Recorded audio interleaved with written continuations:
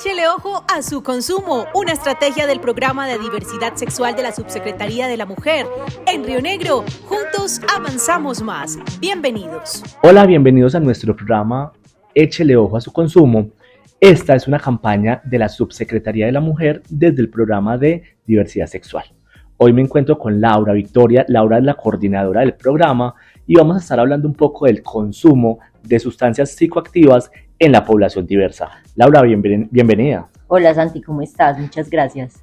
Bueno, Laura, hablemos un poquitico de el consumo de sustancias psicoactivas en la población diversa.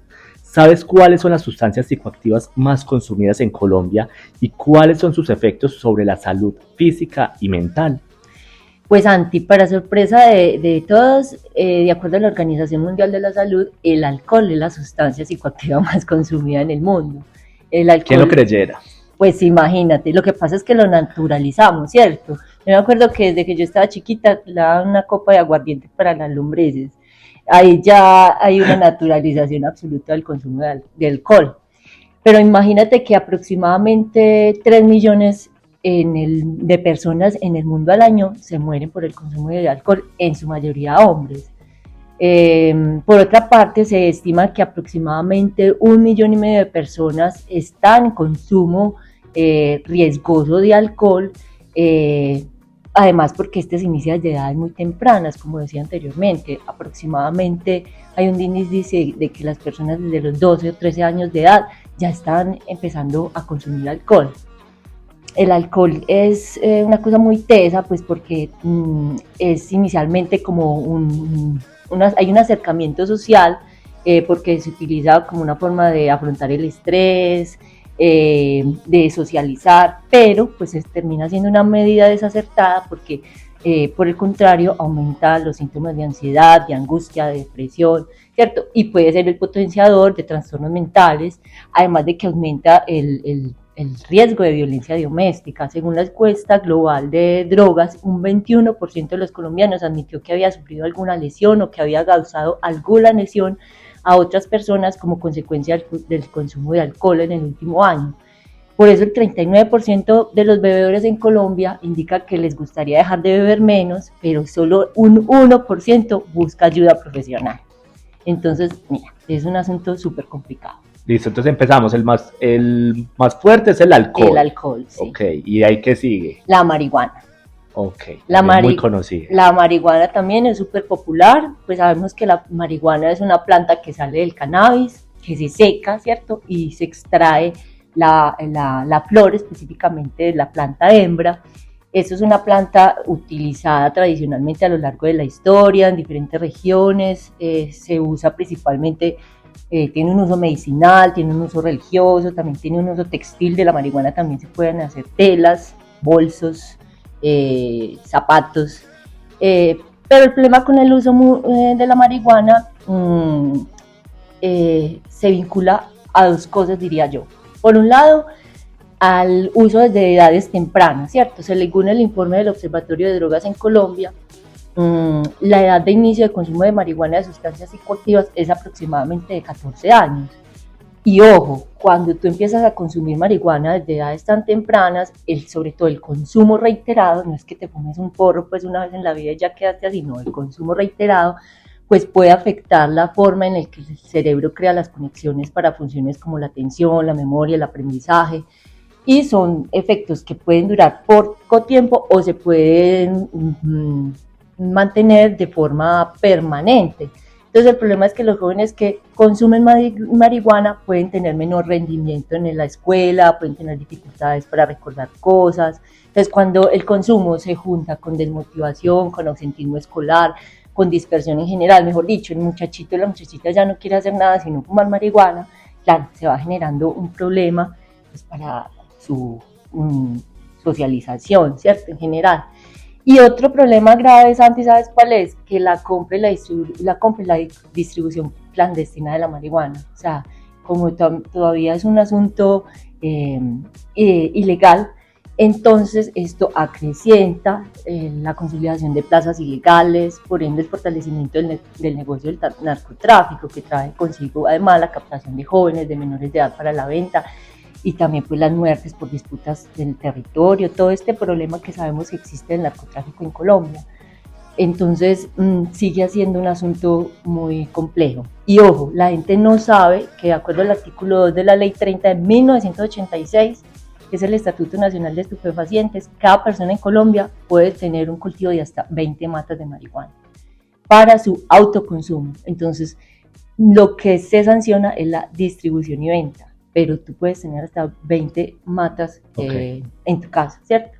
Y puedes portar hasta 20 gramos de marihuana para consumo personal. Para consumo personal. Entonces, mira que eso es un tema muy delicado, entonces trata de mirar, de echarle ojo a la forma en la que consumimos, de echarle ojo a los efectos que traen el consumo, ¿cierto? Y ahí viene cuál es la otra. ¿Cuál? La cocaína. Cocaína, esa es más peligrosa. O en el mundo la gente tiene como una concepción de la cocaína que es mucho más agresiva. Pues mira, realmente la cocaína pues también es una planta de nuestra cultura, ¿cierto? La cocaína se extrae de la hoja de coca, que es una planta originaria de Sudamérica, que se usa por los indígenas para inhibir el hambre, la sed, para trabajar, ¿cierto? Los indígenas históricamente utilizaron la planta de coca para potenciar sus habilidades físicas, ¿cierto? Para darse energía. También combate el mal de altura, el soroche, cuando tú vas y subes una montaña, la hoja de coca te sirve para esto, para molestias estomacales. El problema es que últimamente se usa, pues por un lado, múltiples adulterantes que pervierten la sustancia. La sustancia pura se llama clorhidrato de cocaína, pero cuando llega al mercado negro o al mercado ilegal, que es en el que todo el mundo compra, entonces eso viene mezclado con cafeína, con analgésicos, con paracetamol, con lidocaína, con benzocaína, o sea, con un montón de cosas. Hay gente que le dice, ¿has escuchado el chiste que le echan hasta polvo de ladrillo? Sí, lo he pues escuchado. Efectivamente, ya por sabido. eso, claro, evidentemente. Hay una organización en la que nos hemos documentado mucho como para extraer esta información, que es Échele Cabeza, que hace un testeo frecuente de las sustancias que consume la gente y se da cuenta de la cantidad de mezclas que pervierten. Entonces la gente piensa que está consumiendo cocaína, pero realmente lo que está consumiendo es un montón de sustancias que generan otros efectos, ¿cierto?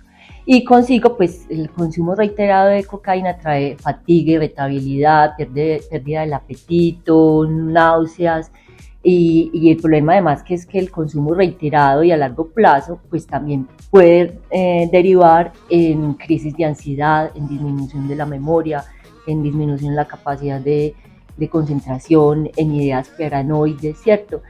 Y también un asunto muy complejo, que genera una gran dependencia física, ¿cierto? Entonces, en la medida en que tú más consumes cocaína, mayor aumenta tu nivel de dependencia.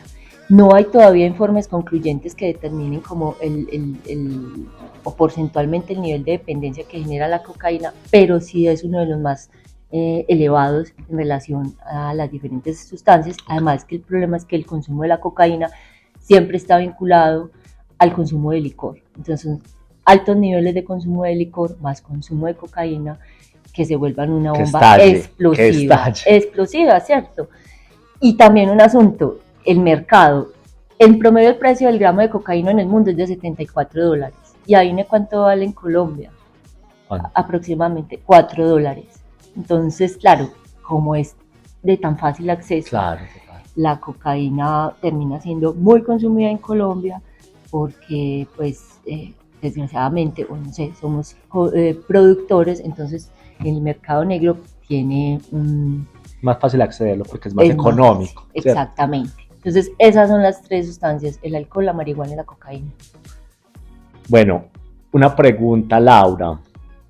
Ya que estamos hablando en sí de la población diversa, de la población LGBTIQ+, tenemos de pronto un porcentaje que hable del consumo que tiene esta población de estas sustancias psicoactivas.